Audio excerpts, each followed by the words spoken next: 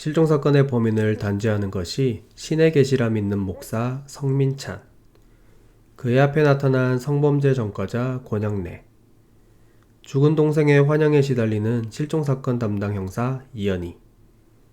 각자의 믿음을 따라가며 벌어지는 이야기를 담은 넷플릭스 영화 계시록이 곧 공개됩니다. 계시록의 연상호 감독은 자신이 보고 싶은 것만 보고 그대로 믿으려 하는 사고방식을 가지고 있는 인물을 주인공으로 설정하고 여기에 장르적 재미를 더하고자 목사 성민찬을 탄생시켰습니다. 오늘은 넷플릭스 영화 계시록으로 연결하고 분석해 정리하겠습니다.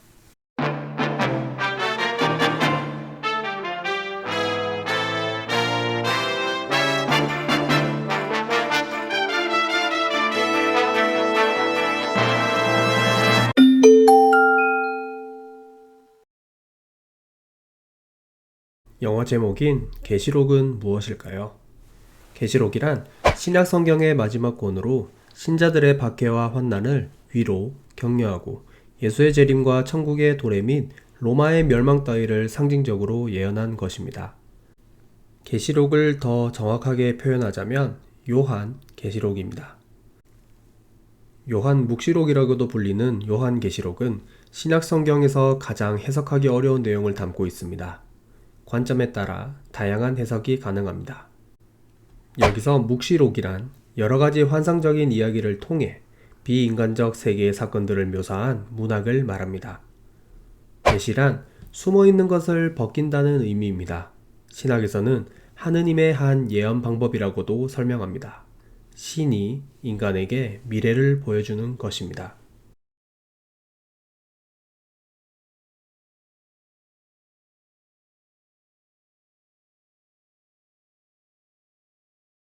신의 말씀을 듣고 특정 지역을 개척하려는 사명을 가진 목사에게 나타난 새 신자.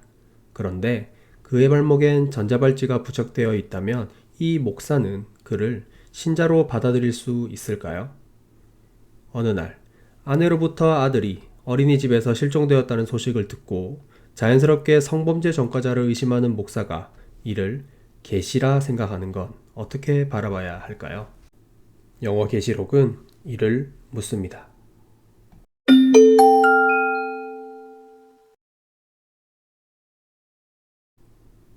인간은 모두 보고 싶은 것만 보고 듣고 싶은 것만 듣고 싶은 욕구가 있습니다. 영국 심리학자 피터 왓슨은 이를 확증 편향이라는 용어로 만들어 최초로 정의했습니다.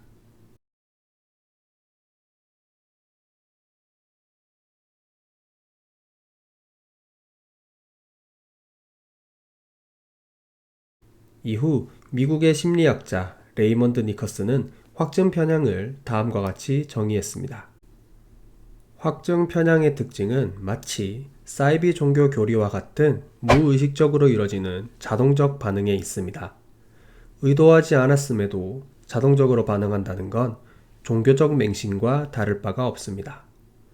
인간은 자신이 생각하고 믿는 것을 확인하기 위해 지나칠 정도로 편파적으로 생각하고 행동합니다. 자신의 생각이 틀릴 수 있음은 거의 생각하지 않습니다. 틀림을 말하는 정보는 일부러 무시하고 깎아내리며 회피합니다. 민주주의와 현대사회를 망가뜨리는 가짜뉴스가 범람할 수 있는 건 인간의 확증 편향에 AI 발달에 따른 알고리즘이 결합되었기 때문입니다. 알고리즘에 의한 가짜뉴스 확산은 인간의 확증 편향을 강화시키고 있습니다. 악순환의 연속인 셈입니다. 우리의 뇌는 생각보다 더 합리적이거나 이성적이지 못합니다. 지각과 주의력 역시 단편적이고 불완전합니다. 최근 언론사들은 경쟁적으로 팩트체크 섹션을 만들어 제공하지만 많은 독자는 그 팩트체크를 읽기보다 자신의 직관에 의존합니다. 불완전한 존재인 인간이 살고 있는 세상 속 진실은 자주 착시 현상을 일으킵니다.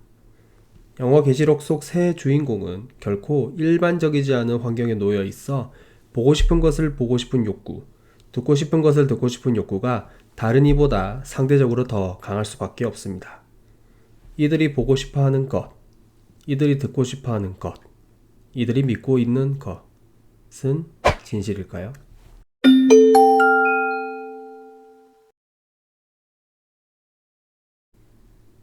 내가 알던 좋은 사람이 범죄를 저질렀을 때 흔히 볼 수 있는 오류 반응입니다.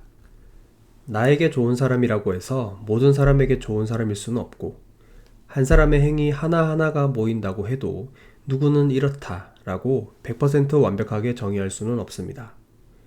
인간은 누구나 실수를 할 수도, 때론 자신도 모르게 범죄를 저지를 수 있습니다. 영어 계시록 속 목사 민찬처럼 내 아이가 실종되었을 때 내 앞에 있는 성범죄 전과자를 의심하는 건 너무나도 자연스러운 일입니다. 필자 역시 가장 먼저 의심할 듯합니다.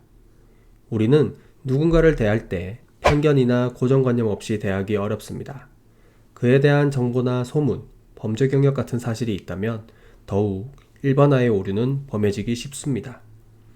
현대사회 속 인간은 다양한 오류를 통해 혐오의 세상을 더욱 심화시키고 각박하게 만들고 있습니다. 우리나라 속담 중엔 하나를 보면 열을 안다는 말이 있습니다.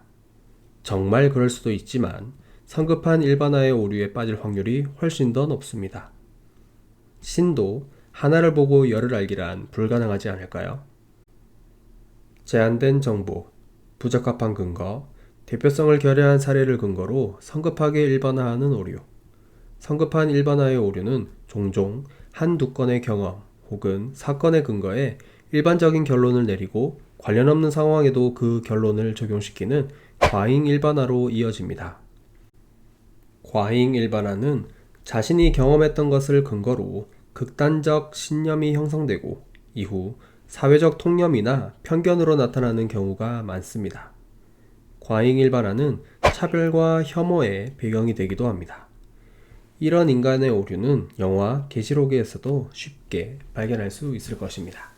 인간 가장 밑바닥에 있는 심리를 보여줘야 할 소재 특성상 영화 계시록의 작품성은 배우들의 연기에 있을 듯합니다. 연상호 감독은 인터뷰를 통해 CG를 최대한 사용하지 않고 현실적인 화면 연출에 집중했다고 전한 바 있습니다. 이상 오는 21일 넷플릭스를 통해 공개되는 영화 계시록을 연결하고 분석해 정리했습니다. 감사합니다.